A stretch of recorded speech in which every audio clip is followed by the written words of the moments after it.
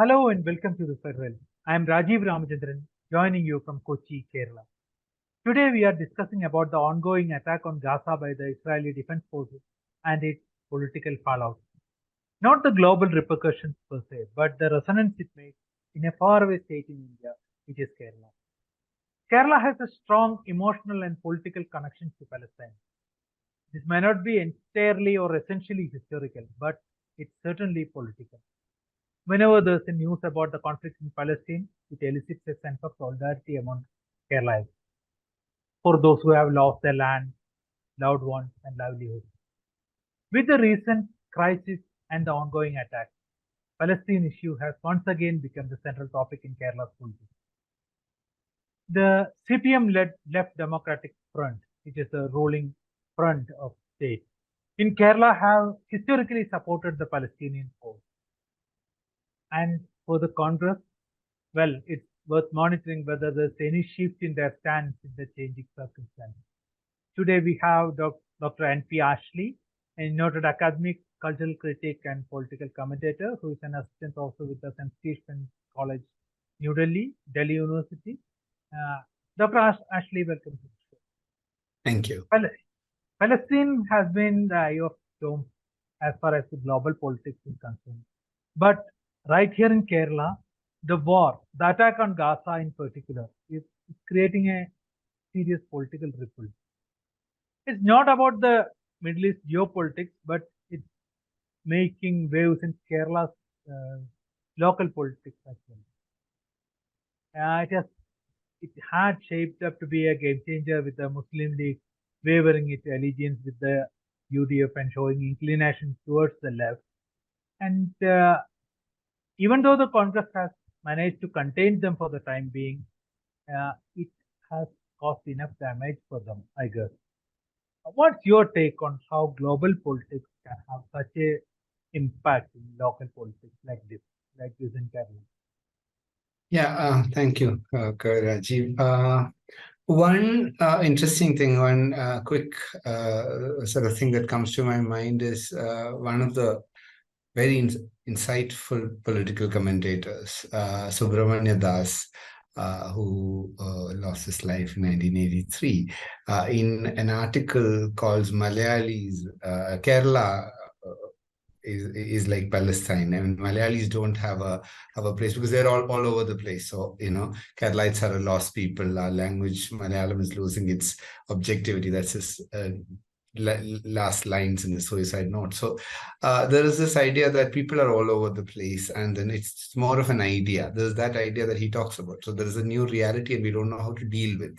So that's just a metaphor that he uses.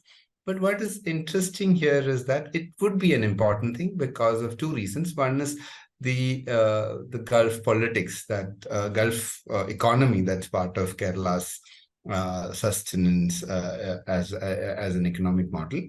And a second thing is the left politics that's very powerful. Right. The left rhetoric, left concerns. So if you look at the politics of the 70s, late 60s and early 70s, this is exactly around the time. 1968 is the year in which Palestine, as the word till then you were talking about Jordanish Arabs and all of that. So it comes up with, the moment a lot of left, Cuba, Che Guevara, student movement. It's one of the legacies of the 60s. Which is basically 1967 to 1975. So that's one of the reasons why this works. And secondly, there is this ongoing economic interest. And thirdly, one of the most important demographic groups, one of the powerful community being the Muslim community, and the Muslim community's sort of understanding of the situation also matters. So these are the three sort of reasons why this is an important thing. Now, what I find interesting is the way in which Palestine gets discussed exactly in the same way, even after almost 70 years, right? I mean, if you take the 60s onwards, the global interest. because it's like a lot has changed. Global world order has changed. The post 90s 1989 situation is different, and a whole generation of people have been brought up in globalization. So you talk about globality now. In all of this, one thing that hasn't changed is the Israel-Palestine issue.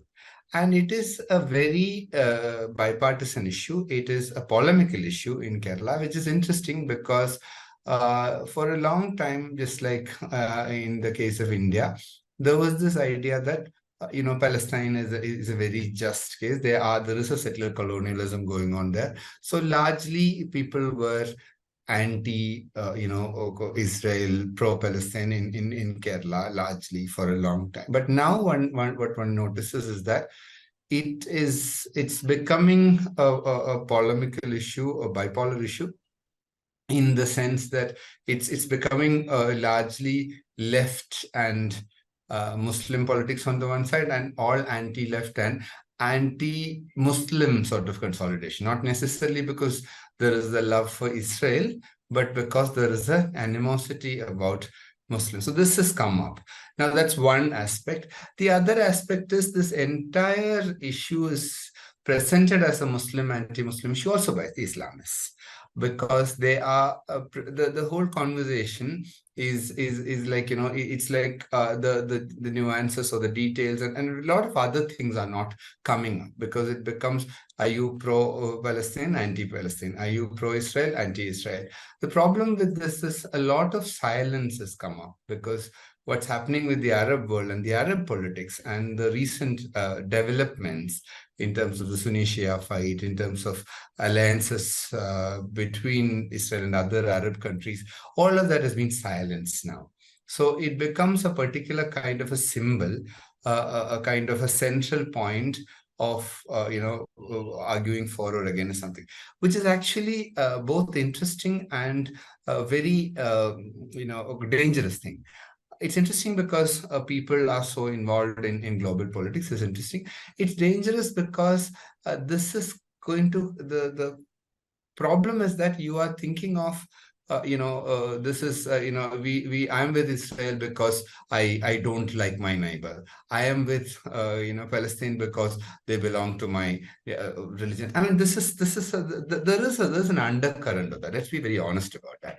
But at the same time, there's a left legacy and a left tradition which has always been pro-Palestine. If you look at all the students' movements and the left movements all throughout, all over the world, it's been anti-Israel and pro-Palestine, also because of their anti-Americanism, right? So there is this whole major, and the problem I find here is that if this becomes a reason for hatred, for if it's part of an ethical, inclusive kind of politics, and we are talking about it because of our concern for inclusive, egalitarian politics and war crimes and all of that's one thing.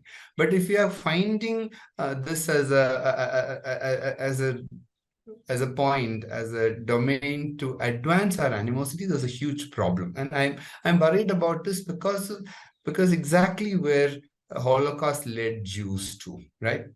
The Holocaust is the most, I mean, the worst tragedy in every way: ethical tragedy, humanitarian tragedy, awful political reality. But that was very soon, as Hannah Arendt pointed out, was used to justify Israel, justify Zionism, justify the kind of attitudes that Israel brazenly puts out. So, this kind of victimhood, this kind of, we are the victims, and, the whole world is against us, kind of a narrative, which is true of all communities in Kerala, dominant communities. We're talking about the Iravas, the Nayars, the Muslims, the Christians. These four dominant communities, these are dominant communities, but there is a certain way in which this uses, okay, this is all Islamophobic. This is only Islamophobia. There's a part of it. Let's be realistic about it. But at the same time, just to advance this argument, just to say this is how it is, it's not helping us, because it's not making us a better republic, a better people, a more inclusive people. So I'm a little worried about this, this being the conversation stopper. right? Yeah, I mean, yeah. yeah. Actually, sitting here in Kerala and looking at the Middle Eastern politics, it has always had a notable impact in Kerala's local politics from the late 80s, even before that, from that Iran-Iraq uh, war onwards, like that. But the Middle Eastern politics has had a notable impact in Kerala. We can say it from the early 90s or the late 80s, from the invasion of Kuwait, the Iraq-Kuwait war, and the American. Mm. This thing. And names like Saddam Hussein or even Yasser Arafat were as well known here to an average Malayali.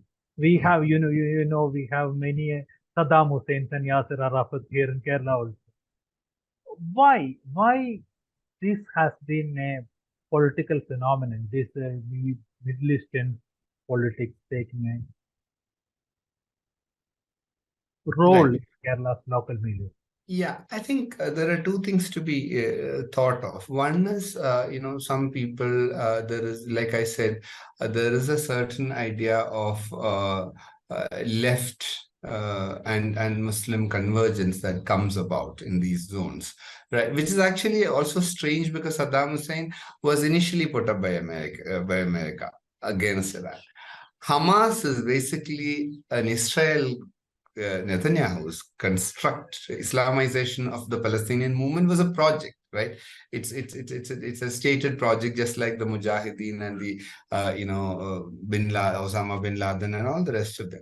So there is a certain way in which in that phase, this origin story, the genesis story, doesn't really get discussed. But once it becomes like Arindam Roy said, Osama bin Laden is a family secret of America. Hamas, for quite a long time, is a family secret of Israel.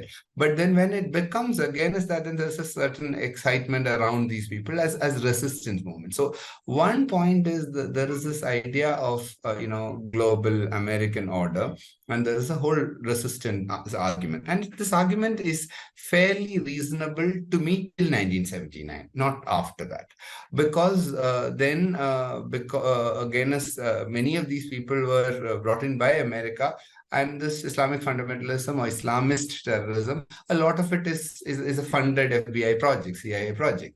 So this part is not really seen. What is looked at and what is like elaborated on is how they stand against Saddam Hussein, for example, the way he went to the gallows. It's really one moment that's often repeated in Kerala. And like you said, many people are named after this. So there is this, the problem is that like if you look at Yasser Arafat and Hamas, what is the sort of, how do we differentiate between these things? That's not very clear in Kerala at the moment, and that I think is an important problem. But at the same time, like the kind of conversations about terrorism is also one-sided, because the very state of Israel was born out of the terrorist attack on King David Hotel by Ingor, right? Because that was when Britishers had to leave, and the whole plan was sabotaged through a terror attack, as in what is called a terror attack. So the whole thing is, there's a certain kind of topical sensationalism, and in Kerala there's a dominant narrative. The dominant narrative is always anti-globalization, anti-American. It's largely socialist, but at the same time it's very capitalist in its behavior, its economy, its global economy, all of that, right? But at the same time, so it's interesting because of all these reasons, like it's not just Kerala, because the way we are talking about Israel and Palestine is exactly the way we would have talked about it 70 years ago. That's not how you can talk about America anymore. That's not how you can talk about Britain anymore. That's not how you can talk about even China anymore. Because, America reeling under the impact of capitalism and China going into a certain kind of state-controlled capitalism, these were unimaginable at that point. But when it comes to Palestine and all of that, it's the same story. And that story is a very powerful story because there's a 70s nostalgia in Kerala, there is a left narrative in Kerala, and there is also this reality of this Gulf as a very next door thing, because a lot of people, I remember when we were children, people would even go to Iraq, right? And Gulf War, like you rightly pointed out, was a big thing because suddenly mean, there was Iran-Iraq war, but it only had a limited impact. But the 90s really changed the whole situation because, lots of people were going in. And at that point, and Kuwait is a place where there's so many Malayali. So that's one aspect of it. But that doesn't explain away the political impact and the discursive power it holds. So I think it's a little ahistorical. It is not dealing with the historical changes, the immediate things, right? For example, we aren't talking about we seem to be there's this conversation about Jews and Muslims, which it is not. It just is not. Zionism and the Palestinian thing is a colonial hangover. It's part of continuing the Holocaust has been internalized by Jews, and they're doing it to they are now the perpetrators on the Palestinians, saying the same things Hitler would have said to Jews, like the human, animals, all of that is going on. And then the third thing is it's also part of an American policy which bombed, because Iraq and Afghanistan are two places where they know it just didn't work. They couldn't even eradicate Taliban, forget anything else. And look at Iraq. Now, after this, they've just destabilized. And we're not saying this. All the Republicans, including Donald Trump, are saying it was a mistake. But the same people are now saying Israel can do what just like America did to Afghanistan and or Iraq. Israel can do it because for 9/11 you can bomb Afghanistan. For weapons of mass destruction or an allegation you can bomb Iraq. The same thing is being done. So what I find is it's and then because this is a consolidated force on the one side, there is this argument that we need to be against them. So a lot of comments, a lot of hate comments are coming from people who have nothing to do with Israel. Their only thing is, this seems to be, I mean, like even in India, there is this idea that, India needs to do to its minorities what Israel is doing to Palestinians. I mean, that's what I'm coming to. Yeah. The India's foreign policy. There's a shift in India's foreign policy, obviously after the 2014 election. And there's a visible pro-Israeli sentiment even in Kerala. So coming back to our backyard politics, even in Kerala, there's a very visible pro-Israeli sentiment growing in the urban and suburban areas, especially in Kerala. And it's driven by the BJP persons, obviously, and it's followed by a group of Christian, what do you call it, the organizations called Gaza and all. How is this going to affect the political dynamics? How do you think? There are two kinds of things that I'm seeing here. One is because of Kerala's demography, Christians are going to be a very decisive factor. Whichever side can't get, the Christians can't be. I mean, the BJP can't do anything because with what 50% Hindus and a lot of left and all of that, there's nothing to consolidate there, and Muslims and Christians. So. And Christians, if Christians aren't with the Congress, they're not winning any elections. And if they're not with the left, they will also have a difficult time. So this Christian and there is a huge Christian-Muslim issue that's been going on. I mean, love jihad was basically a Christian thing. Some of the right-wing Christian, majoritarian Christian priests had a role in it, and there's a lot of anti-Muslim rhetoric, just as much as there is a lot of anti-Christian rhetoric in the north, as an anti-migrant sensibility, like in our area and all of that, in Mukkam, these are all what is called migrant villages, where southern Kerala Malayalis came there, and they're seen as people who have come from outside, and so and just like in the south of Kerala, there's a lot of anti-Muslim thing, because it's also both a caste actually. One is the anti-migrant feeling, it is a kind of a xenophobia, and the other thing is like these are lower caste Muslims, and we don't have it in the so much in the north, because the Muslims are a powerful community. So this is a kind of a social shift that has happened, and all the collectives are trying to get hold of it. And so because of that, and one thing that is going on is that political parties aren't able to shape or engineer the discourses. They're following there. supporters. The support base is going here, so they'll go with that. That's the idea. So because of this, this is one of the reasons why the pro-Palestinian sensitivity or sensibility is understand, it's been there. But what is new is the anti-Palestine. It's not pro-Israel, it's anti-Palestine. Anti-Palestine extended to anti-Muslim, all of that. That has slowly come up, right? So this, if it can sort of be actualized in any way, this can really have an impact. There can be two ways in which this will manifest. One is left Muslim League moving more towards the left, and some Christian groups might be going out of the left. That's one possibility.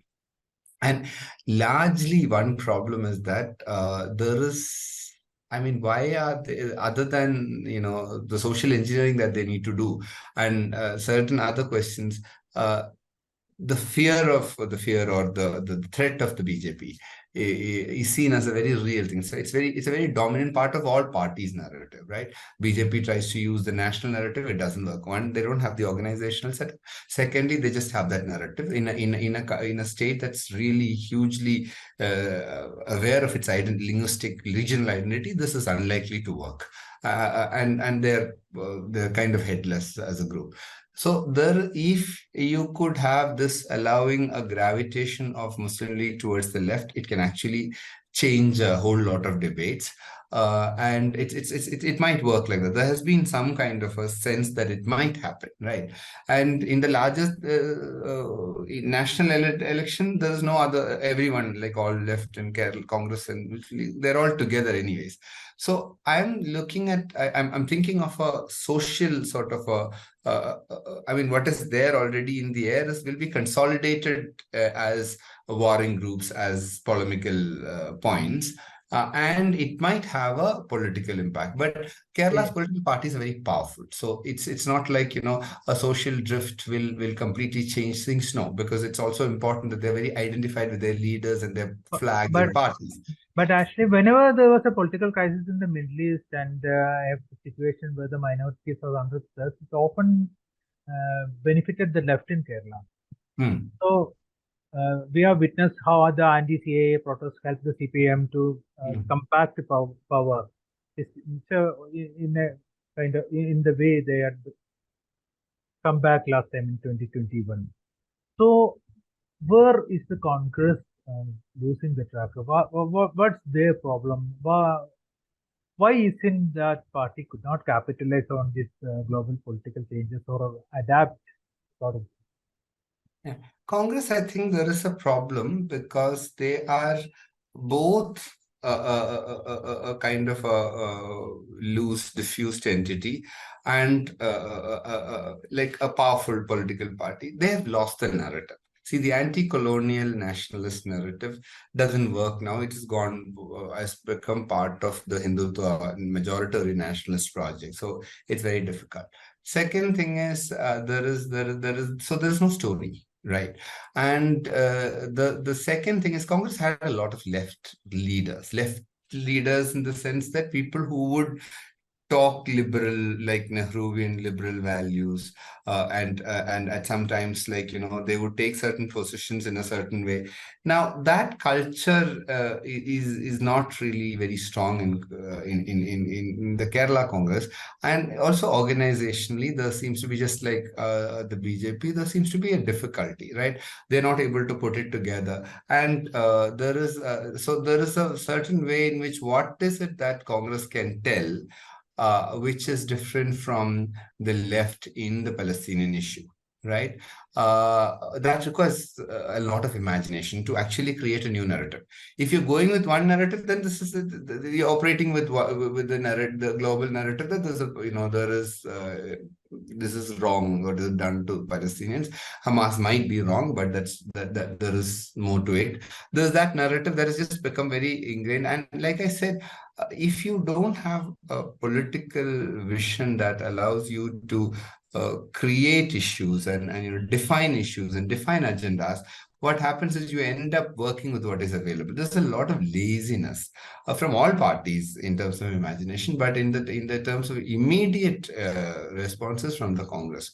So it's unlike, this situation is very, like you rightly pointed out, it's very unlikely to benefit the Congress in Kerala. It is, but the problem is what with the left and the Muslim League, what they need to be careful is that it should not be. It's an easy thing to capitalize on the consolidated entities, but it will lead to further communalization. So it should not be seen like that. It should be, there is a point about whatever is happening to Palestinians, right? So that's the problem. So that's my ethical criticism of this is if people are stuck with Hamas for these many years, there is a certain way in which the Arab leaders are responsible for this. America is responsible for this, and a lot of responses, and there are reasons for it. There is no looking into any of those things, right? For example, there is a certain way in which it's seen as a Shia thing, Hezbollah, Hamas, and Iran. The narrative goes like that, and the Sunni countries are actually silent other than providing humanitarian aid because of particular reasons, Middle Eastern politics and all of that. So there is a certain way in which there is no study, there's no understanding that's going into it. The problem is the kind of Hindutva majoritarianism we see also starts off other kinds of majoritarianism. See, it's not like in the space, where you're majority, you sort of exercise your own majoritarianism. So it's very important that all these not seemingly, actually powerful groups don't just buy into this narrative, a global narrative. So, for example, the Islamist narrative. Islamists are saying, oh, there is this, we are sort of, you can't have any criticism, any question of any kind. There's a whole narrative in the social media that you'll be shut up, you'll be just silenced. But there is no conversation about Ziaul Haq, who was the leader of the Jordan army, the biggest massacre of Palestinians being carried out on behalf of Jordan army by Ziaul Haq, who later then went and became a dictator in 1979, along with the American support, the America also supporting Maulana Maududi. Right. So the radicalization and Islamization of every popular cause is an imperial project, be that American project, be that Israeli project. And what is Israel?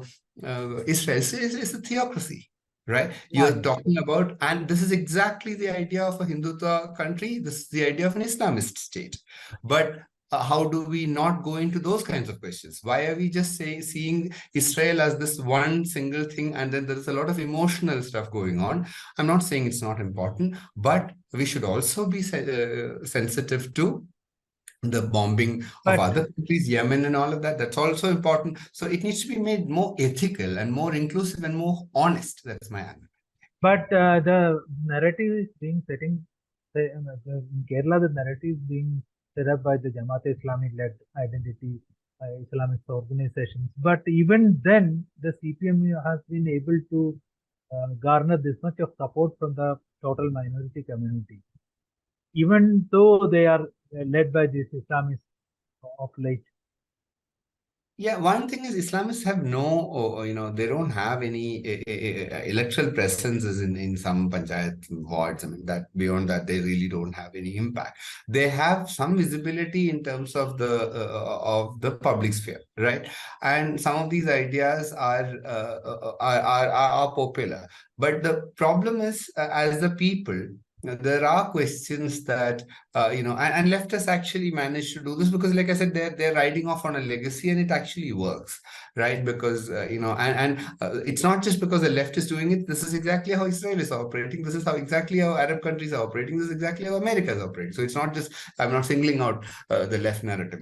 My problem here is that there is a certain way in which these things, right, when we are working for justice, when we are thinking about people who have been, attacked and this whole war crimes and all of that, this should make us more sensitive to our surroundings and our discourses, right? A hateful victimhood narrative will not take us really farther, because after a certain point, immediately this would come back. I mean, it's just like, whatever Israel is saying now, I mean, they might continue it for some more time, and it will come and hurt them. It will come and haunt them. That's how the world works, right? So the whole question here is the control over the narrative. It's easily the leftists managed it, because they didn't have to even manufacture it. It was there, so they just had to capture it, and that has been captured. And there is a certain way in which there is an uprising you're seeing, but that uprising should be sensitive to the concrete details, and it should be fair, it should be ethical, it should be self-critical, it should be introspective, right? Like, and because the problem with, like, Kerala's political discourses is that a lot of times they talk like college students who are very agitated, right? And the problem with that is, they look like they're in the middle of a lathi charge. So yeah, Right. it's you can't have discussions there, but most of the time we aren't in the middle of it. I mean, 99% of the time we are on social media, and the kind of emotional outburst, it's all true. I mean, if you're in college, in a university, and with, if you're in your 20s, that is how it should be, but not maybe later, because everyone seems to be joining that. So there is that's what I call it topical sensationalism, because this comes up. See, that's the other thing with Palestine. This comes up, and it's like a wave. It just comes up, and then it's all done, it's gone. There's no engagement with this. There's no later engagement with this. There's no understanding. I mean, I was actually looking at a lot of these things, and there's a lot of writings by Chomsky and Said and all that have been translated, but a lot of important Jewish writing has not been translated. A lot of these details are not available, because we are just repeating some of the arguments. I mean, Chomsky has a very valid So we point, but are we are the same. riding on that wave Yeah, from 70s. So yeah, we are still riding on that wave, and yeah. I think the identity politics that is propagated by the Islamists and that's shaping up in Kerala, and CPM's engagement with it, CPM's and the total left's engagement with it, warrant a very detailed study. I think. Actually, Kerala is giving kind of new insights to that possibility with the Palestine question burning Mhm. the background. And thank you, Dr. Thank you so much. Thanks a lot.